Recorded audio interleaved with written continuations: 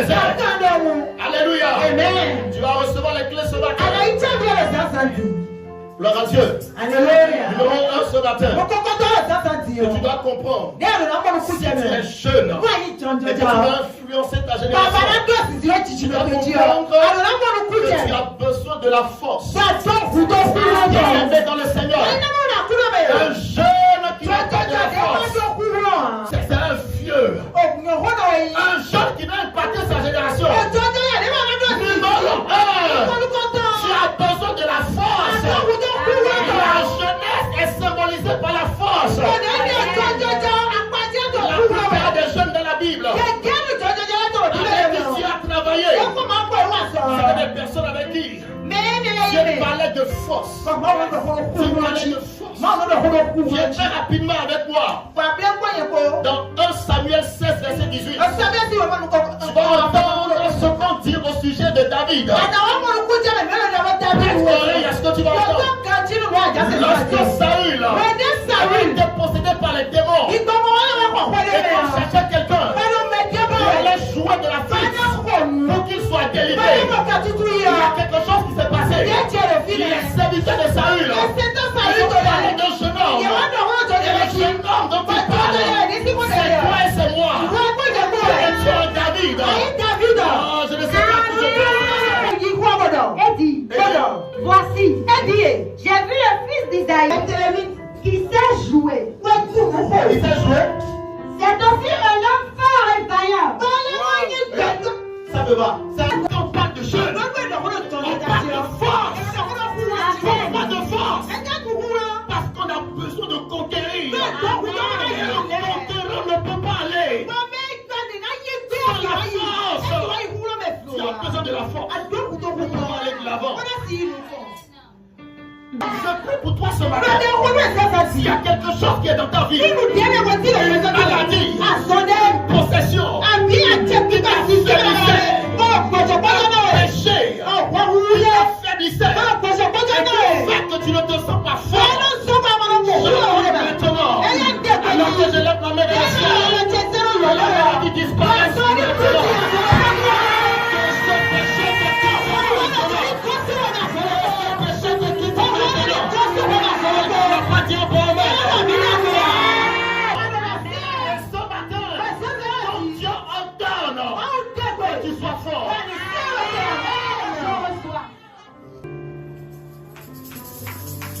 On sait l'une de ces choses. On sait l'une de ces choses qui amène les jeunes à être faibles. Le péché. Quitte dedans. Quitte dedans. Surtout le péché sexuel. Quitte dedans. Copine.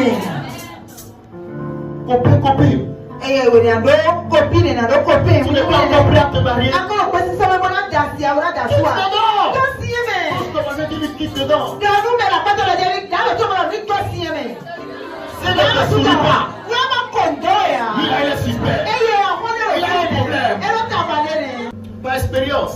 L'autre chose qui peut t'affaiblir, c'est ce que l'homme de Dieu a dit tout à l'heure. La désobéissance. Tu fais des choses cachées. Tu seras faible.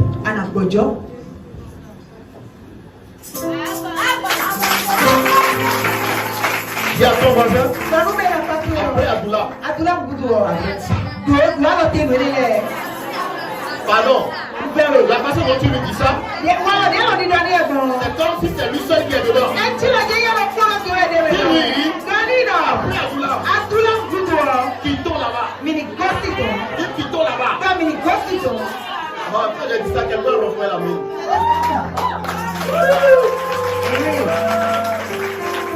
Alléluia. Amen. Gloire à Dieu. Alléluia. Gloire à Dieu. Alléluia. Pour numéro 2 ce matin. Lorsque tu es un jeune et que tu veux influencer ta génération, écoute-moi. Un jeune qui veut influencer sa génération, c'est quelqu'un qui quitte les limites de la religion. Écoute-moi. L'histoire de Christ, l'histoire de l'Église, n'est pas l'histoire d'une religion. Non, laisse ça.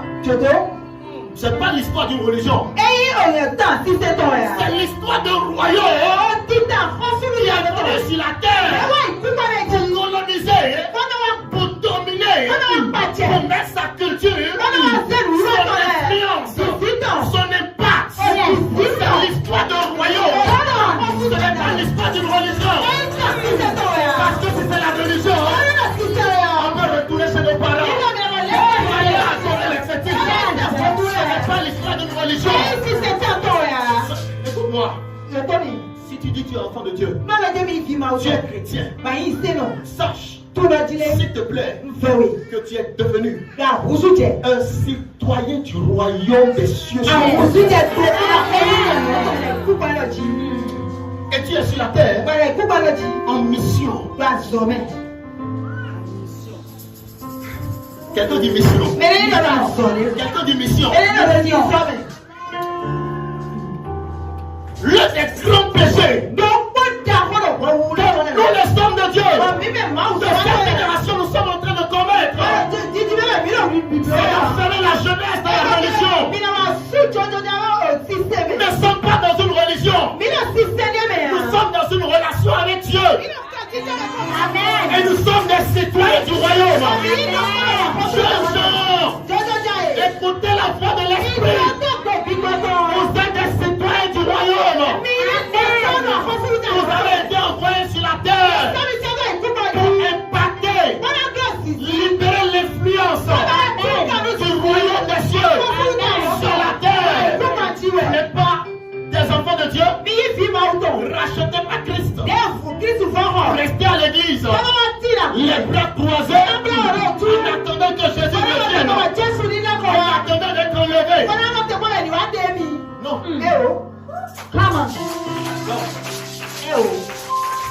L'un des grands péchés envers la jeunesse de l'église, c'est de vouloir les faire fonctionner comme si on était dans une religion. Tu ne te vois pas comme un représentant. Tu seras tout le temps là. Tu viendras à l'église. Tu vas faire ce que l'homme de Dieu dit. Tu iras à la maison. Tu vas te lever. Tu iras au boulot. Et ta vie finira par tourner autour de trois mots. L'église, le boulot. L'église, le boulot et le dodo. Et la maison. Quelqu'un dit non. Je refuse cela. Je refuse cela. Quelqu'un dit je suis un citoyen du royaume. Dis je suis un citoyen du royaume. Ne comprends pas des religieux. Je vais essayer de te démontrer ça, tu vas voir. La religion est dangereuse. Nous ne sommes pas des religieux. La religion emprisonne les jeunes. Emprisonne les enfants de Dieu. On invente des choses juste pour pouvoir posséder et manipuler. Ça c'est la religion. C'est ainsi que le féticheur, il peut te dire achète-moi un mouton. Alors que ce qu'il voulait faire, c'est peut-être de te donner une feuille. Une feuille que tu vas préparer. Toi comme tisane. Mais il te demande un mouton. Pourquoi? Il a besoin de mettre un mythe au bout. Pour créer quelque chose au bout. Pour que tu aies l'impression que c'est quelque chose de compliqué. Ça c'est la religion. C'est la religion. Gloire à Dieu. C'est ainsi que dans Matthieu 25. Viens avec moi dans Matthieu 25. À partir du verset 25, on va voir. À partir du verset 25. C'est l'histoire où le maître est sorti. Et quand il est revenu, chacun d'entre eux a commencé par faire des points. Maintenant, regardez ce que le religieux va faire. Oui, ça. J'ai eu peur. Et je suis allé cacher ton talent dans la terre. Voici, prends ce qui est à toi. Son maître lui répondit. Jésus a été sévère. Voici l'une des fois où il a été sévère. Son maître lui dit, serviteur méchant et paresseux. Tu savais que je moissonne où je n'ai pas semé. Et que j'amasse où je n'ai pas vanné. Il te fallait donc remettre mon... Alléluia. Amen. Écoute-moi ce matin. Dieu n'est pas sentimentaliste. Il a établi les principes. Et il marche selon les principes. L'émotion. Les sentiments. La recherche des principes. Les principes divins. Il marche avec les principes. Il marche avec les principes. Regardez. Ça va peut-être vous choquer. C'est un entrepreneur. Il ne fait pas de mauvais investissements. Il investit toujours pour avoir des résultats. Jeune femme, il a investi en toi. Dans ton foyer. Pour t'envoyer en mission. Il a pris le temps d'investir. Il a investi des dons, des talents à l'intérieur de toi. Et il attend que l'investissement qu'il a fait lui produise des bénéfices. Il attend des bénéfices. Dis à ton voisin, tu es obligé de produire des bénéfices pour le royaume de Dieu.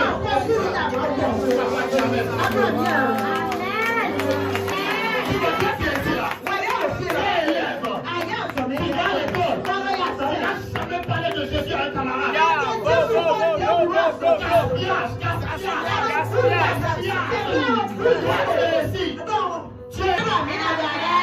Alléluia. Numéro 1 ce matin. La force. La force. Numéro 2 ce matin. La mentalité. On doit changer la mentalité de la religion. La mentalité de la religion. Pour adopter la mentalité du royaume de Dieu. Je suis là pour travailler pour Dieu. Je suis là pour travailler à l'église de l'église. Je suis là pour travailler afin que Christ soit glorifié. Jeune gens, à qui je suis en train de parler? À qui je suis en train de parler? Ne dis pas, je suis un enfant, mais tu feras ce que l'Éternel ordonne. Il dit ce matin, fortifie-toi, courage. Je t'ai donné des talents, des dons, la capacité de donner des résultats pour le royaume de Dieu. Et Dieu n'a pas dit amen. Après Adulam, tu vas impacter ta maison, tu vas impacter ton quartier, tu vas impacter ta nation, tu vas impacter toute la génération. Cette génération ne parlera pas, ne passera pas sans qu'on ne parle de toi.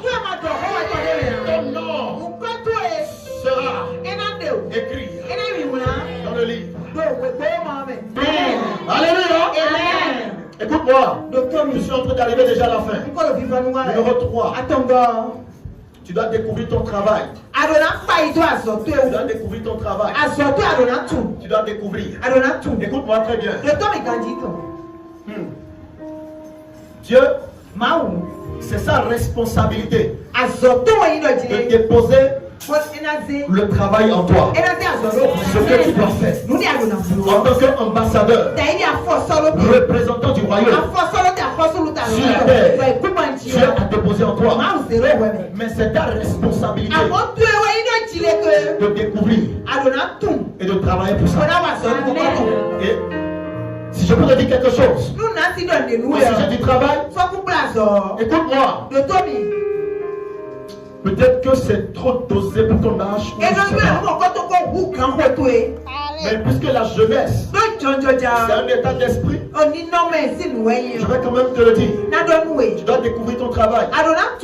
Et la particularité du travail que Dieu te donne, c'est que ça ne te donne pas seulement de manger et de payer le loyer.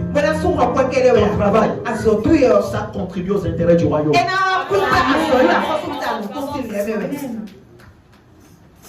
Ton travail contribue aux intérêts du royaume. Tu es banquier. Tu es mécanicien. Tu es médecin. Peu importe qui tu es. Coiffeuse. Peu importe qui tu es, que Dieu ait son intérêt dans ce que tu fais.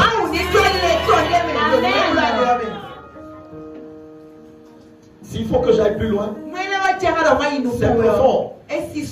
Mais je crois que nous allons raccourcir la fin. Pour numéro 4. Pour numéro 4. 1 Timothée 4, le verset 15 pour finir. 1 Timothée 4, le verset 15. Il y a beaucoup de paroles qu'on devrait lire, mais à cause du temps, 1 Timothée 4, le verset 15. Oui. Donne-toi tout entier à elle. Alléluia. Amen. Alléluia. Amen. Donne-toi tout entier. Si tu es jeune, prédicateur, donne-toi tout entier à la prédication. Si tu es jeune, peu importe ce que tu fais pour les intérêts du royaume, occupe-toi bien de la chose et donne-toi tout entier.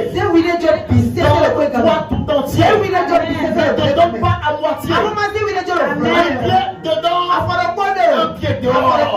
Ne fais pas ça. Donne-toi tout entier. Parce que les hommes de résultats, les hommes d'impact, les jeunes qui influencent sa génération, c'est quelqu'un qui s'occupe et qui se donne entièrement à ce que Dieu lui demande de faire. Tu ne passes pas ta journée à scroller. Non, tu ne fais pas ça. Toute ta journée dedans, c'est pas ça. Toute ta journée avec les amis, c'est pas ça. Toute ta journée à dormir, c'est pas ça. Passe tout ton temps à t'occuper de ce que tu as fait. Si tu es encore élève, occupe-toi de tes études. Occupe-toi de l'église. Si tu es étudiant, occupe-toi de tes études. Occupe-toi de l'église. Si c'est un travail que tu fais, occupe-toi bien du travail. Occupe-toi de l'église. Et travaille pour les intérêts du royaume. Je ne sais pas à qui j'ai parlé ce matin, mais si c'est à toi j'ai parlé, relève-toi et dis un grand amen.